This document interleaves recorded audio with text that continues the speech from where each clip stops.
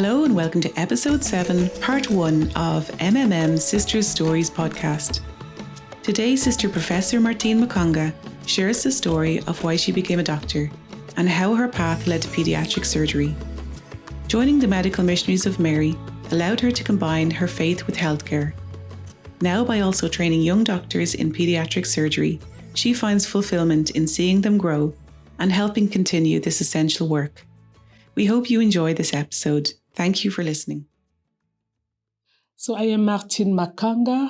I am 67 years old, born in Pointe-Noire. Pointe-Noire is the second big city of the Republic of Congo, Congo-Brazzaville. I trained as a doctor, medical doctor, almost 40 years ago. And I have many specialties, but I trained as a pediatric surgeon in France 28 years ago. And I have also have degrees in anatomy, laparoscopic surgery. And I trained as a pediatric surgeon from Paris in 1996, so 28 years ago. And also I have a training in cleft lip and cleft palate surgery. How I first heard of MMM? In 1996, after my graduation as a pediatric surgeon in France, I wanted to be religious and able to use my medical and surgical skills, especially with children. So a friend, a daughter of charity, told me about MMM in Ireland. I wrote to MMM and I was invited to come to Nairobi, Kenya for an interview. It took place with Sister Geneviève in September 1996, as I was in Africa for my holidays because I was living in France, in Paris. So afterwards, I spent a week with the sisters at Makungu Hospital. Then I returned to France. After doing a retreat, I wrote to MMM Generalate in Ireland to say that I was very interested to join MMM. Sister Phil Sherin, who was the Mother General at that time in Ireland, offered me to come to Dublin to perfect my English. So I stayed for 5 months in Rosemont and learning English at the International Language Center in Dublin.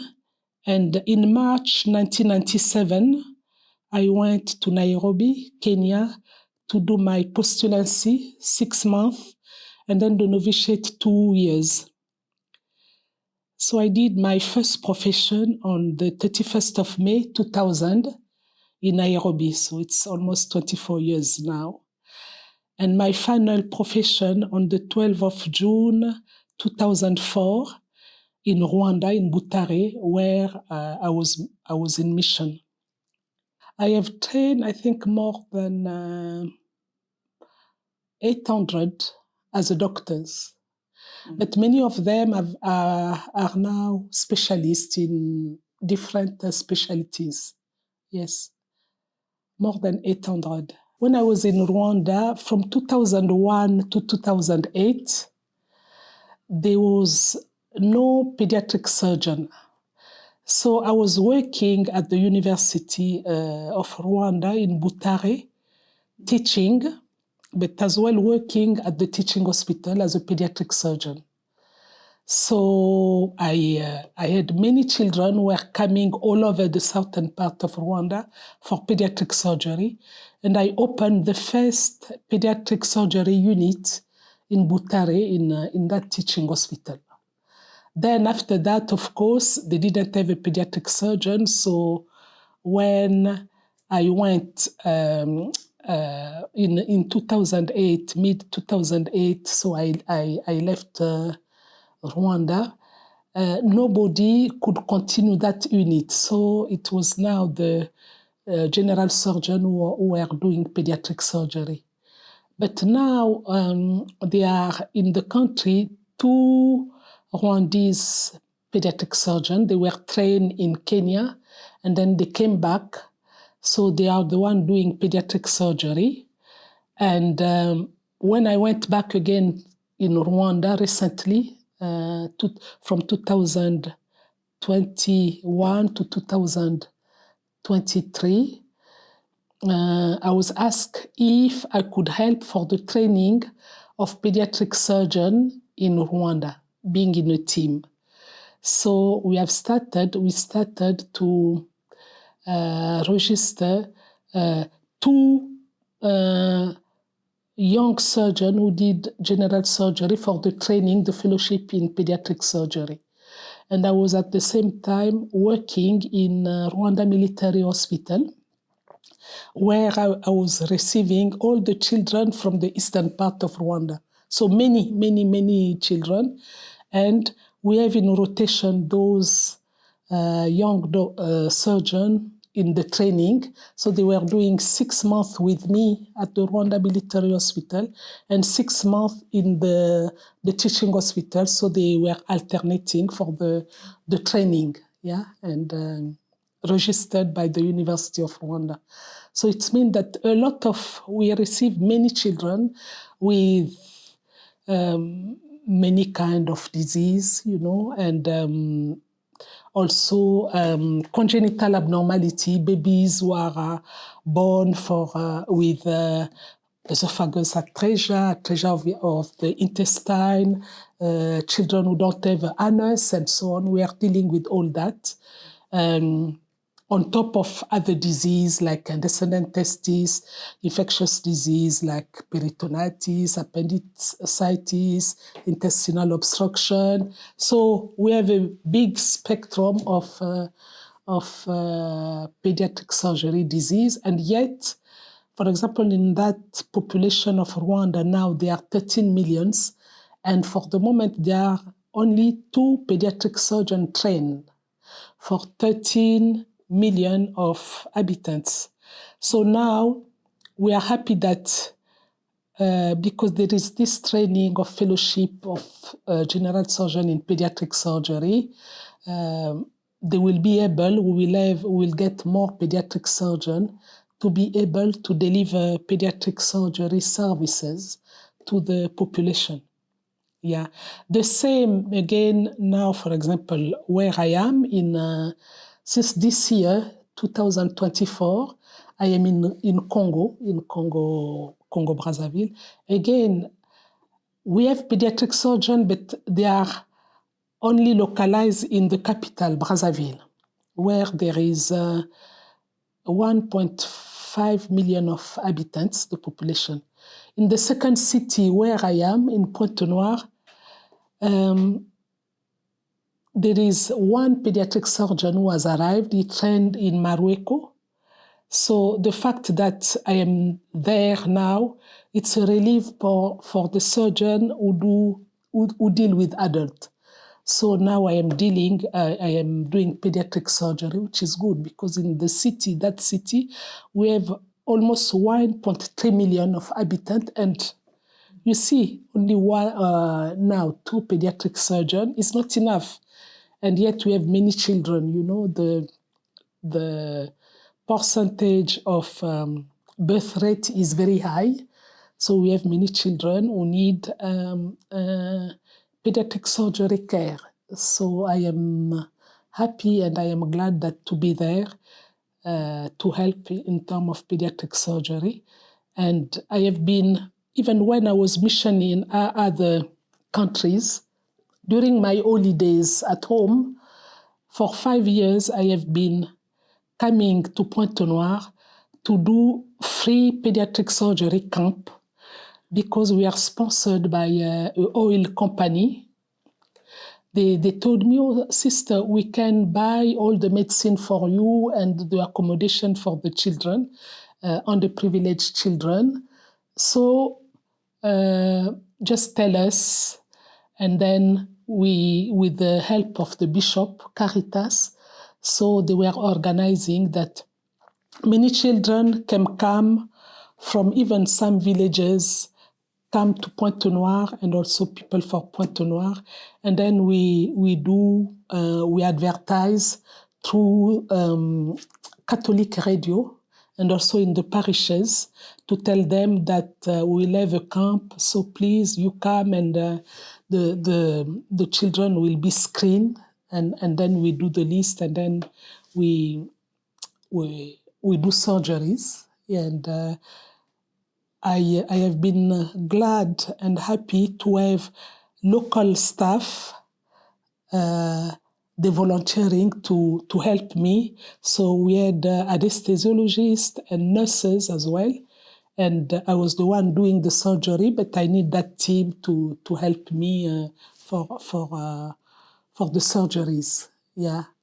So in 5 years, I think we have operated in more 600 children for free, different disease and we would like to continue like that, doing also free surgery camps for underprivileged children who cannot afford the cost of surgery. If they go in a general hospital, they will tell them, okay, you have to give this amount of money for surgery. So for me, as a MMM, I think that is important that our constitution say that we have to care for the children and the mother and to be with the oppressed, those who suffer, so that they may have life, so to participate. So for me, it's important also to continue that part of free pediatric surgery care. And the parents are really grateful when they see that their child was a facial abnormality, like cleft lip, cleft palate. Now they can smile. Even some children who are not able to go to school because of that deformity, facial deformity, they can go to school. Even some adults to whom I did cleft lip repair and so on, some were not married. And they told me after that, now I can be married, I can get a woman, because before with my thing, my deformity, it was not possible. So I find that it's good. This is our mission to be with people so that they may become alive, they can have a smile, they can have a normal life.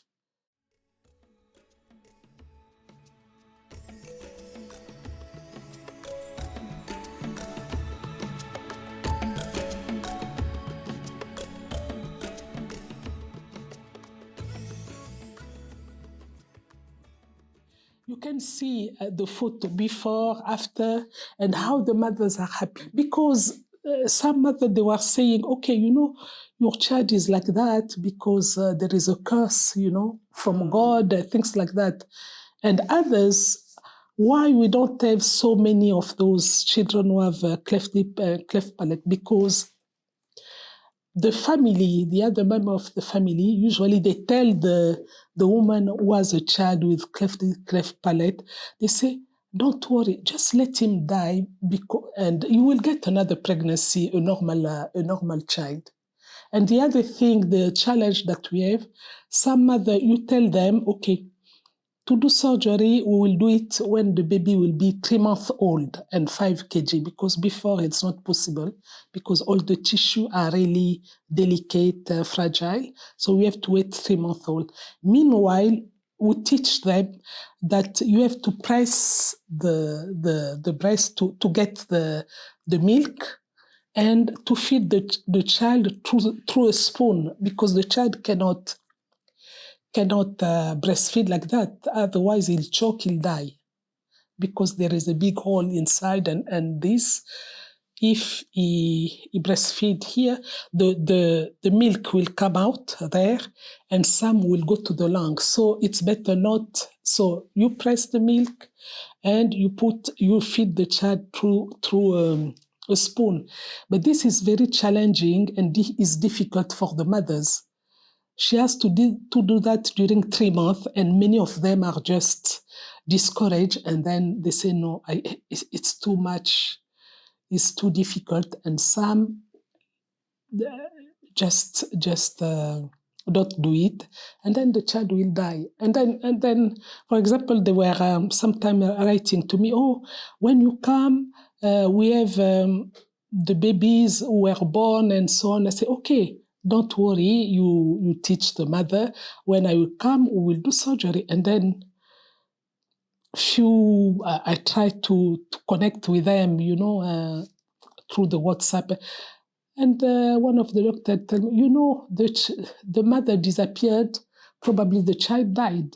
And we tried through phone when I come to, and they don't answer. If they don't answer on the phone, it means that the child was dead. So this is the thing that I am happy also now to be on the spot, on the place, so that I can really follow up and encourage the mother if they have the child, that don't worry, after 3 months, I do it just to encourage the mother so that she can continue to give the milk through the spoon until 3 months old and so on. So there is a thing of awareness, a thing of also encouraging those mothers and to give them support, because it's not easy to have those kind of babies with abnormality. The same thing when a baby has an erectile malformation, no anus, when the bowel is very high. So the first thing you do to the baby so that he doesn't die, you put a stomy, so that the child can eat normally and everything come through the stomy, the stool and so on. And then 2 months later, you do the surgery to put the anus. But then you have to wait again 2 months. When the anus is healed, then you can close the stomy. So all that you need always to give support to the mother, because it's take time between the first procedure to the third procedure, where the child is really like independent, that he can do his stool with the normal anus. So it means that there is not only doing the surgery and so on, but also we have to be with the family, with the mother mainly, to give them support, to encourage them and so on. So is like psychotherapy at the same time, because those are the challenges for the mothers who have those children who have congenital abnormality. And there is still some ignorance, because people or the sister-in-law or other member of the family say, that child has been bewitched. So but no, it's a congenital abnormality. Anybody can have a child with abnormality. But so there is all those challenges, and we are here to help them and to encourage them at the same time to do whatever is possible so that those children can live and have a normal life. And also, I am in the city. Those women, they come, they are living now in the city because they are married and so on, but their background was the village. So even they are in the city, their family members come to visit them in the city. So they give them, during conversation, there is still the mentality of the village, even they live in the city. So it's also a way to be with them and to explain to them in the medical way that, the congenital abnormality in the child is not due to a curse, no. Is due to the lack of development of the fetus, of different part of the body of the fetus who will become a baby, So it can happen. It can happen to anybody and so on. So there is no no problem of curse there, no bewitched, no. So it's just like a teaching, like awareness, like to explain, yes, to them so that they can understand. And at the end, they understand. They say, "Oh, we didn't know that." Of course, they didn't know that because at school, or they don't explain to people that children can be born with abnormalities. It's not explained. Yeah, even some mother have not gone to school, and so you have many kind of mother with different background. Yes.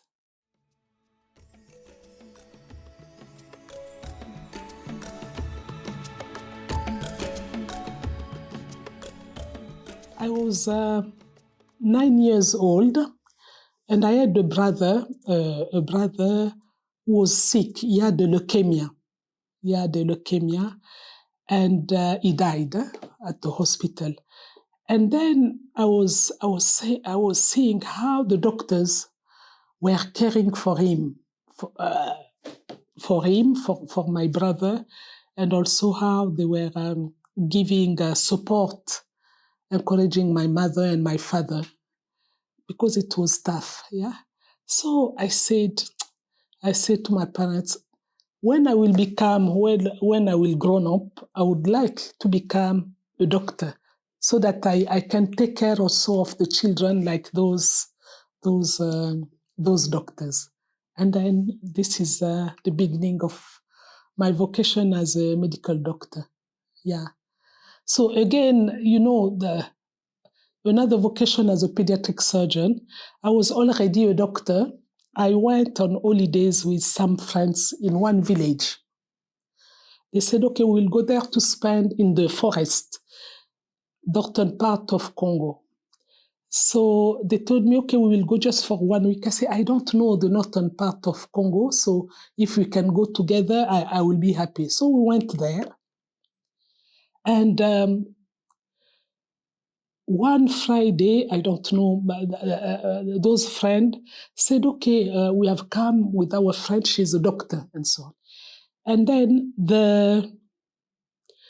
2 days after, I think, one nurse came from the hospital. That hospital, they were a general practitioner there in that hospital, in the forest, in the northern part of the Congo. And he said, oh, you told us you have a doctor. So we have at the hospital one child who has come. He has a huge abdomen, and he's vomiting, and he's not okay. We don't know what to do. And the doctor who was supposed to be there has traveled to Brazzaville, more than 500 kilometers from his post of work. So I said, okay, let us go to see the child. I want to see the child. That child has a huge abdomen. He has an intestinal obstruction. And then I was not a surgeon. I was a general practitioner. So I told them, that child, normally he need to get surgery, but I am not a surgeon. And then they said, but you are a doctor, help us. If not, he will die. He was like this. He will die. I said, no. Even you have instrument where that doctor do cesarean section and so on.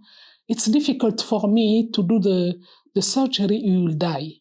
So I said, what I can do, we put a nasogastric tube so that at least the abdomen will decrease because it was like this and he was vomiting all over and so on. So I am telling you, I was really,